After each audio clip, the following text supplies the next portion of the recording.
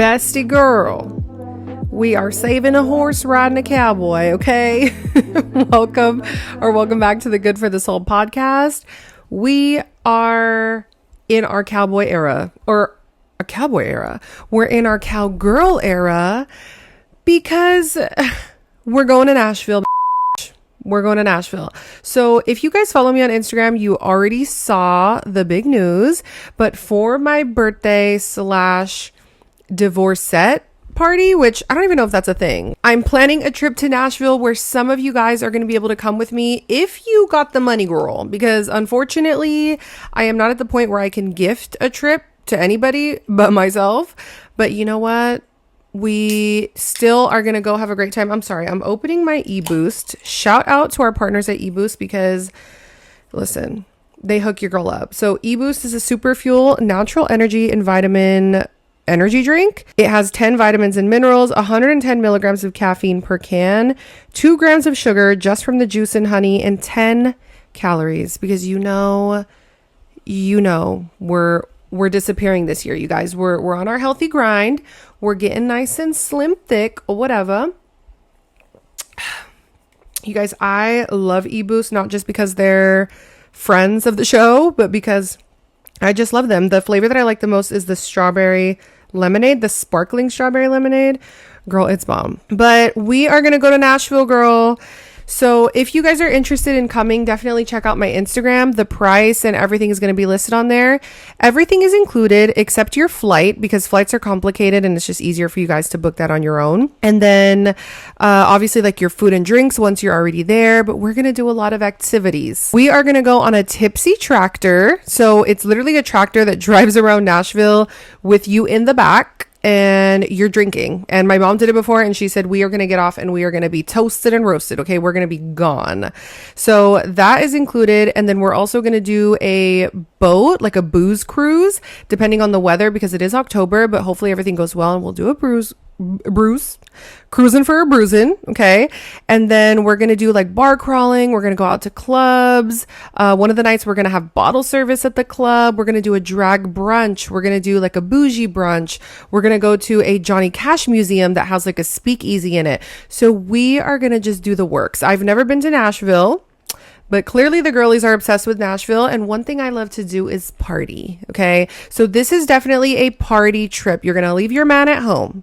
You're going to leave your kids at home. If you don't have a man or kids, even better, bitch, sign up, because we are going to go wild. Like, we're going to go wild. Okay. Because I have not gone wild in a really long time. Not like the way we're going to get wild, and we're going to do it. So to give you a sneak peek, the first or second night, we're going to a cowboy strip club. Yes, girl, this is not a rated PG party. Okay, we are going to go X-rated party X, like all the X's except for mine. So definitely check out my Instagram because I would love some of my besties to go. There are limited spots. So I really hope that if you want to go, you reach out to me and you get that spot secured, because it's one Airbnb, which the Airbnb is so freaking nice, you guys. It has like a karaoke stage there. Like, we're gonna get crazy. The top, it's like 3 or 4 stories. The top story is like a rooftop. So you go out there, it has a jacuzzi. It's giving like our very own little Love Island Nashville version. So when I tell you I'm excited, it's definitely an understatement. But the trip is in October, so there's going to be an option for you to pay a cheaper price if you can pay it full up front, and then it's going to be a payment plan option if you need like a couple payments. So there are going to be options, so definitely check it out. Even if you feel like, oh, I don't know if I can afford it, check it out, sister, because you might be surprised. I have been put through the ringer, as you guys know, like this whole separation, divorce fiasco. I never shut the fuck up about it. And what's funny is my last episode pissed a few people off from a specific family, if you get what I'm saying, because I was talking about how my mother-in-law hasn't been the nicest to me. And when I tell you, that pissed them off. And I'm kind of like, well, number one, I didn't say anything bad. Number 2, I'm allowed to say whatever I want, and you're lucky that I didn't even say anything bad. Okay, let's put that out there. And number 3, why are you watching me? Like, I'll never understand people who hate watch because you're gonna hear something you don't want to hear. So why don't you just block me and be done with it? Like, I don't get it.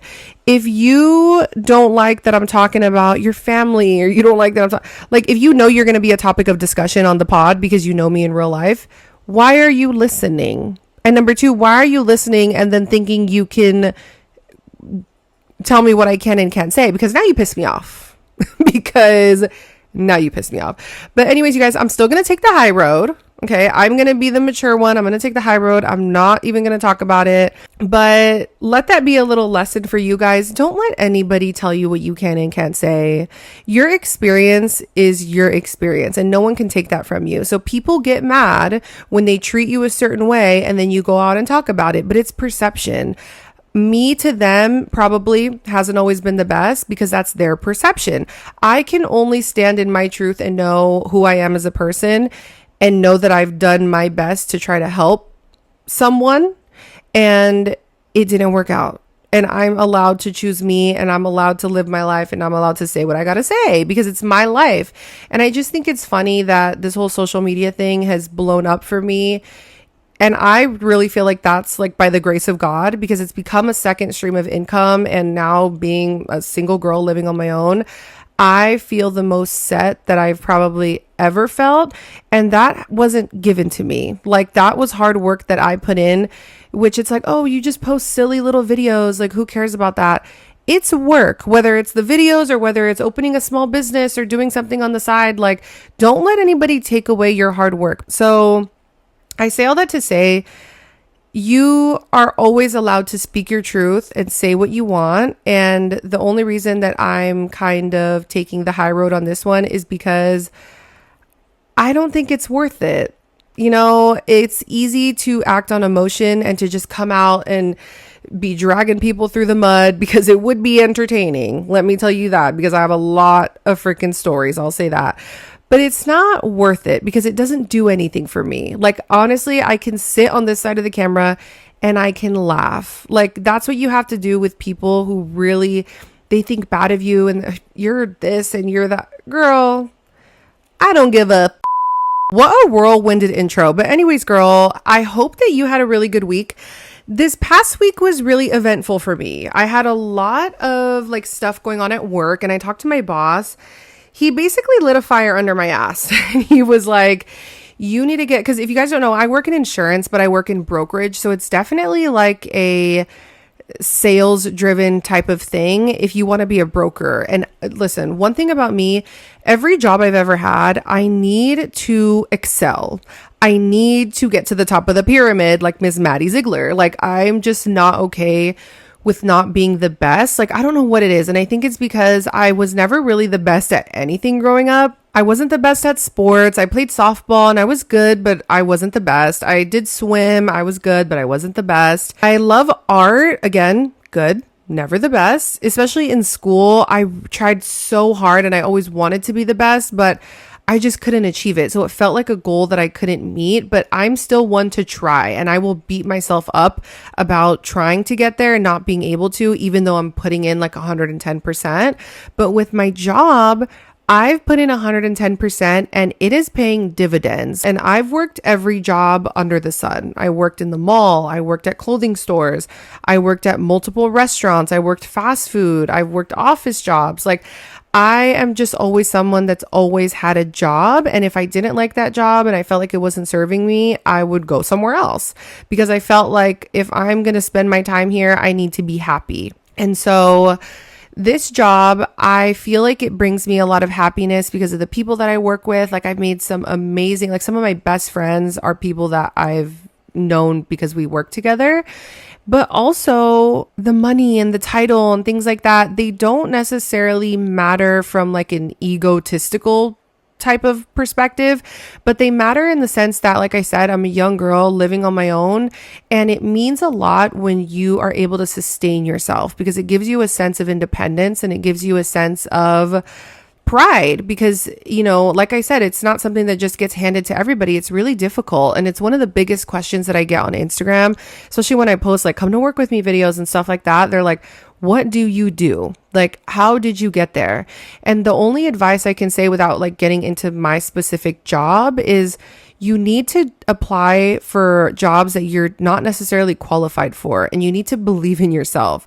Go in, kill the interview. Don't be afraid to apply to something just because they want all these 10 things and you only check 2 of them. Still go and still show up, because you'll be surprised what you can do when you try instead of cutting yourself out before you even give it a shot. It's literally giving like Cinderella story with Hilary Duff talking about you can't strike out before you even play the game. Something like that. Girl, you know what I'm talking about. That inspirational quote, very true. Very demure, very mindful. So we need to keep that in mind when we're like going for things. Don't sell yourself short. You need to have confidence, because confidence is the key to manifesting. People think that manifesting is just repeating something 3 times. The reason that you do that, and I truly believe, is yes, you're speaking it out into the universe and into existence, but you're speaking it into yourself, like legit into your soul. Because if you believe in yourself and you tell yourself over and over and over these positive things about yourself, that is what your brain will start to think. Because I hate, like, there's nothing, like, girl, I can't even speak because I'm like, it's one of my biggest pet peeves when people talk down on themselves and they're in a bad spot. Because to me, it's like, you're only pushing yourself deeper into that hole. I'm fat, I'm broke, I'm this, I'm that. You're never going to get out of that or start to even feel better about yourself until you stop saying that. Like, put in the work. If you think you're fat, eat a little healthier, and then be like, girl, I'm skinny. I'm so skinny. I'm so thin. Like, you know what I mean? Like, you have to speak your goals into existence and act as if you already have it, because that's the only way that your brain is going to be able to change the course and process things differently. And I truly think that manifestation has a lot to do with you changing your mindset, because when you act like you have it, you will most likely do the work to actually get it, if that makes sense. So I said, girl, I went on a freaking tangent, but I say all that to say I had a talk with my boss, and I basically told him, like, I really want to be in this like upper level position. So what do you expect from me, and what characteristics do I need to have that fit that role so I can naturally just fall into it? Because it's one thing to put in the work and just want to get that position, but it's another to actually be in it. So in order to get prepared, I told him, you know, what do I need to do differently as far as like my tasks and what I do now that would fit that role? What would change and what would be different? So he basically said, girl, get your fucking ass up and get to work, because he knows that I work hard, but I'm not flying to New York to get business. Like, I'm not out taking clients to lunch every week, and I should be, but there is a sense of being timid because it's a big transition in my career. I've always been kind of like a backseat person, or he's been the head and I'm kind of behind him. And like, I feel a little bit like I've leaned on him for support in that way, but you do not need to lean on anybody. Self-doubt will kill any drive that you have or any possibility of meeting certain goals. So after I had that conversation with him, I really motivated myself to say, you know what? I can do it. I can get out there and I can sell. You know, I love people. I feel like I'm a yapper. I'm a talkative person. So the talking and the going out and making relationships is easy for me. So I don't know why it's intimidated me for so long, but it's also a mental thing. If you don't get out of your head and give yourself credit and actually go for the things that you want in life, they're not going to come to you naturally, and they're not going to just fall into your lap. You have to put yourself out there, and you have to get over the cringe and get over the self-doubt and just do it. So I'm going through a big transition as far as like my actual 9-to-5 career. I'm also going through a transition, obviously living alone and kind of managing being alone, which I love being alone, girl. Like, my mom keeps calling me and checking up on me. Like, how are you? I'm like, girl, I'm great. Like, I'm probably the best I've been this past year. Like, it feels really good to have my own space and to feel like this is mine, and no one can come in and say that they are owed this space. Like, this feels like a really safe space for me right now. And I haven't had that in a while. So it feels really good. But regardless, it's still a transition. And then you guys know that I'm also doing like the social media thing, obviously with the podcast and then with Instagram and TikTok and stuff. That has skyrocketed, which is definitely weird for me because for a long time, I've done social media forever. It's just never popped off. Like, I have been just talking into a black hole for years now. I've posted things, gotten 200 views, and I did it because it's fun and because I enjoy it. And only now, like years in, am I seeing the dividends and am I seeing that people actually relate and that it took me a while to find my community, but you guys are here. And the transition is I've done it just for fun. And now that it's like I have a bigger audience, it's still just for fun for me, honestly. Like, I love having girls that we can chat and we have similar mindsets and like DMing you guys back and forth. Like, that to me is the fun part of doing social media. But now the transition is coming where an agency reached out to me and they want to sign me.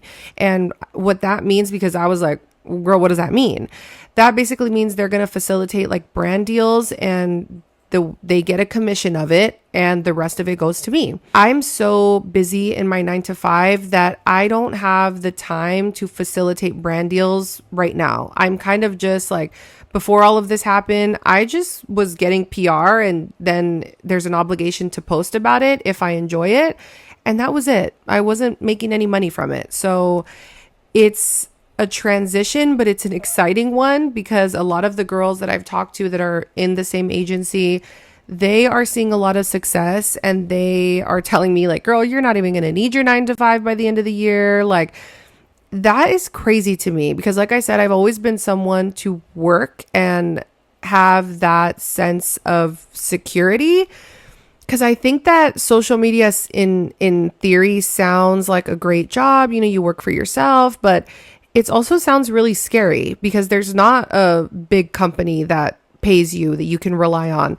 It's all you. It's all up to you, which is a little scary, but we'll see how that goes. So regardless, I'm really, really excited and it wouldn't be possible. And I hate to, girl, I know it sounds cringy, but it truly would not be possible without my sisters out here watching my content, supporting me, supporting the brands that I work with, supporting me on Instagram, commenting. Like, you guys really are shaping and transforming my future. And it's really heartwarming and kind of like unbelievable. Like I'm like, I can't find the word, but it's hard to digest that that's a reality and that that's actually happening for me.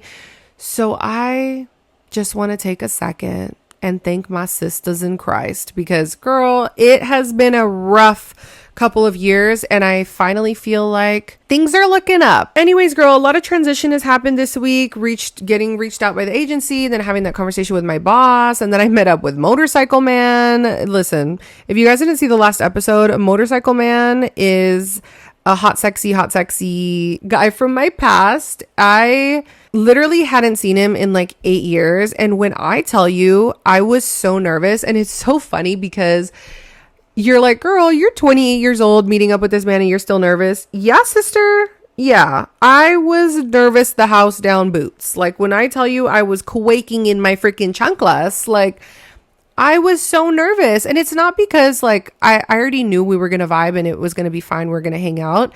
It's just like a natural nerves. Like, you haven't seen someone in 8 years. Like, and honestly, it wasn't even like I was nervous about my looks because I truly feel like if I look at pictures of myself from 8 years ago, I'm like, girl, you were crusty, musty, dusty.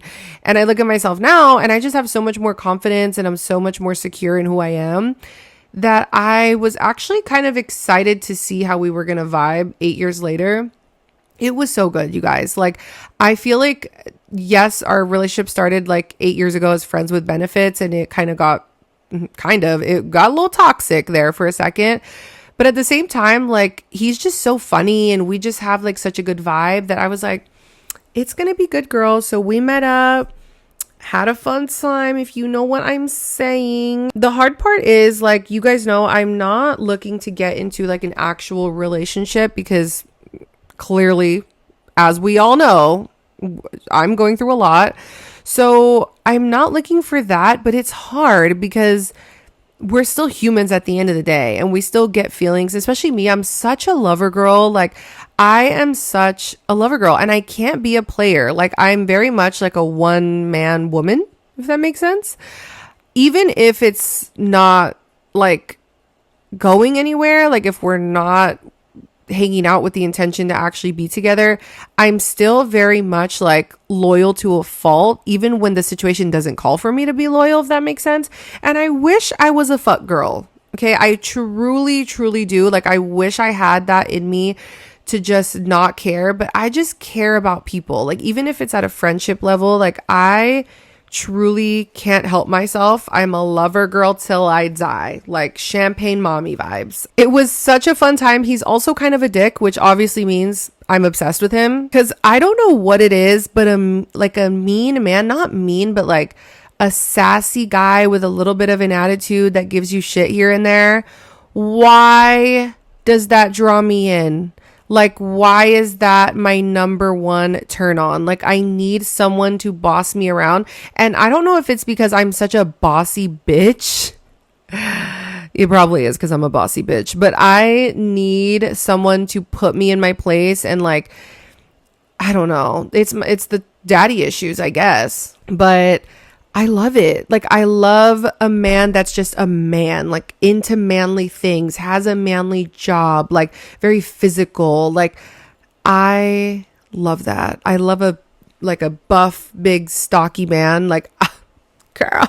Can't even talk about it because, like I said, I'm a lover girl and he probably could not be giving a fuck about me right now, and I'm obsessed. A lot of y'all take what I say too seriously and you're like, you deserve better, queen, which I'm living, and I love you for that, but I'm just joking. Like, I'm joking. It's crazy to me too that I live in a state of denial, because for so long I keep saying like, I want to be single, I don't want to be in a relationship, like I need to heal, I need to work on myself.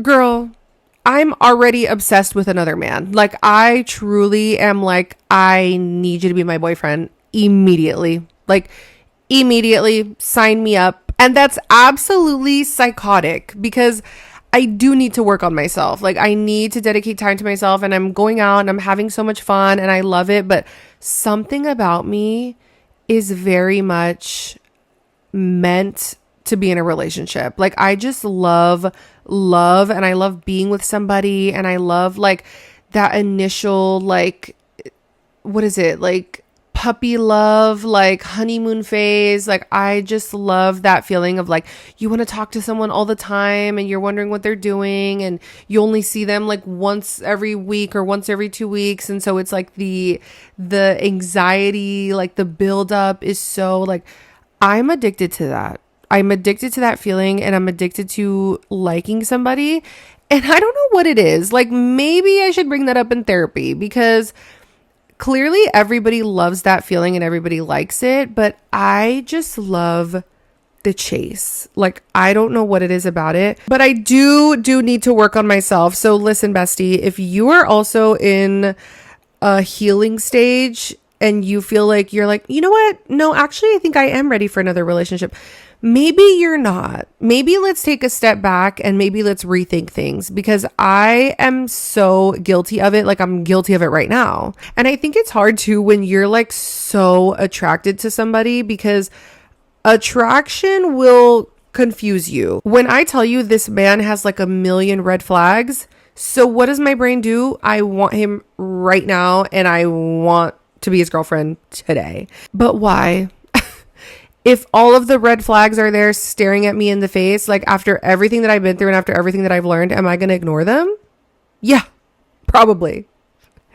Do I need to learn from that and stop having that behavior? Yeah. Is it a pattern? Probably because of my daddy issues. Yes. But I try to brainwash myself and convince myself, no, it's because I actually, girl, you need to heal. So I'm really trying to reel myself in, because I do get very caught up in the moment, and I get very caught up when I like somebody, that I want to put all my eggs in one basket. And it's like, girl, honestly, this man's basket is full. There's already too many eggs in his basket. Like, we don't need to be adding more. This is your sign to work on yourself and to keep yourself busy. The way I've been keeping myself busy too is like literally that. I work on myself. I work a lot at work, and I work a lot on my apartment, keeping everything clean, because cleaning is like a daily. I don't know when I signed up to be an adult, because who the fuck didn't tell me that cleaning is like an everyday thing?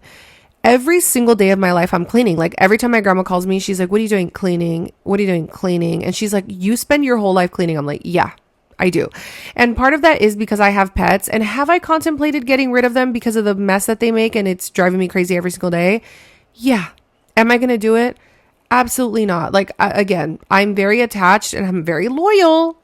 So once I'm invested, I'm invested. And with my pets, no matter how insane they make my life and how much I have to clean every single day, I'm going to do it because I already got them and I'm already obsessed with them and there's nothing that I can do. So I spend literally every day cleaning, making sure that my space is clean, especially because I'm a clean freak on top of that, which makes it so unbearable. Because if I know I'm going to bed and things are dirty, it's like actually mind-boggling. It actually like ruins my peace. Like, I can't have peace if it's dirty. So I spend every day like working as much as I can, cleaning as much as I can, making sure everything's good. I'm trying to eat healthy, eat at home. So it's like cooking and meal prepping and then cleaning that mess up and then going to the gym and working out, taking a shower morning and night. Because you know what? A lot of these bitches on Instagram bullied me because I do like daily morning videos. And I'm a night showerer. Well, I was shower before bed. And when I wake up in the morning, I don't sweat like at all because my apartment's freezing. Like, I actually wake up cold as hell. So I don't really sweat. So when I wake up in the morning, I still smell good. Like, I smell like my, Bath and Body Works lotion. I smell like perfume because I put perfume on before bed. And I smell really good. So I just get ready, wash my face, do my hair, change, and get out the door. When I tell you, so many people, especially people from like third world countries, where like you don't shower in the morning, like acting like I took a shit and didn't wipe. Like, that is how insane people were acting in my comments because I didn't shower in the morning before work. So they bullied me because, listen, one thing about me is I take pride in how clean I am, both in my space, in my home, and on my body. One thing about me, no one's ever going to clock me saying that I stink. Like, no one is ever going to clock me for the fact that I stink ever. Like, I would literally off myself because that is my biggest thing, is being clean, smelling good at all times. Like, that's my vibe. So when people were saying that in the comments, it truly gaslit me. And I was like, bitch, I'm disgusting. How the fuck am I leaving the house in the morning without showering? So I got gaslit. So ever since then, I've been showering before bed and in the morning before I go to work. And honestly, kind of a game changer. Listen, those bitches were on to something because kind of obsessed. Like, it makes you just feel so fresh and ready to go for the day, which I felt fresh and ready to go before, but it's like a crispy fresh, if that makes sense. Like, something about it is just really game changing. So showering in the night and showering in the morning, like, my day is packed. I'm booked. I'm like the Grinch. Self-loathing at 7 p.m. Like, I'm booked. I don't have time to overthink and I don't have time to worry about what a man is doing, even though sometimes I do. Oh my God, I also have more tea for you guys because remember in my friendship episode, I was talking about this girl who was toxic as hell and I kind of just like dwindled off being friends with her. Tell me why. I feel like, and I've always told her that she's psychic because I truly was shook by this. So I posted the episode on a Sunday. That day before I had even posted the episode, tell me why I go look. I'm not blocked. She unfollowed me on everything, removed me as a follower. So I'm not blocked, but there was intention there. And she has like 36 million siblings. The siblings that I was cool with, all of them removed me as followers and unfollowed me. And I was shook the house down because if it would have happened after I posted the episode, I would have made sense because I'm like, oh, well, she saw it. Maybe it rubbed her the wrong way because I was talking about her, even though it was inconspicuous. because I don't say names, she would know that it was about her. So I was assuming that would happen after I posted the podcast. I was shook the house down, girl. The whole family had a family meeting and was like, let's unfollow her. So it was freaking wild. But my best friend tells me, like, she's been telling me for a while, like, you need to drop her, like, that toxicity, like, you can just get the vibe that it's like, you know, the kind of people that pretend that they're there for you and that they're there to support you, but then when it really counts, they're never there, or they just make like snarky comments here and there. Like, that was very much the energy that I got from her. And my best friend always told me, like, don't, like, mean girls vibes, like, do not trust her. And for a long time, who is texting me? Oh, my aunt saying call me. We gotta call my aunt live on the pod. Please leave a message. My aunt texted me 25 minutes ago. Oh, this is truly the year that I work on myself. Mark my words, you guys. And I want you guys to do it with me, whether you're in a relationship or not, does not matter. This is the year that you truly work on yourself. If you feel like you haven't been giving it 110%, eat healthy, drink water, exercise, go outside, take some walks, get in nature, connect with nature, be clean. Don't go those 3 days without showering because you're depressed. Bitch, get in the shower. You'll feel a lot better after that. Focus on you, focus on your family, focus on the people that you love, and focus on your money, girl. Get your bag, because your money's not going to wake up one day and say that it doesn't love you. And that's just that on that. You got to be in your share era. Mom, I am the rich man. But anyway, sisters, a little bit of a short episode this week because the sun is gone. And one thing about me, I need the lighting. Check out my Instagram. I really, really want you guys to come with me to Nashville. So if you're interested, definitely check it out as soon as you can, because I have a feeling that spots are going to fill up. Don't delay, girl. Get in your cowgirl era and come with me to Nashville, because it is going to be wild, especially my girls that are coming out of a long-term relationship. Let's hit the streets, honey. The phone is ringing and it's the streets. The streets are calling. So let's get outside. I love you guys so much. Please, please, please give the podcast a 5-star review. Apple Podcast, on Spotify. Give this video a big thumbs up if you're watching on YouTube. Follow me on Instagram, britneydelsol. Follow the pod, Good for the Soul Pod. And I will see you guys in the next episode. Bye, girl. Don't forget to be demure, be mindful. Come with me to Nashville, girl. Let's fuck it up. Bye.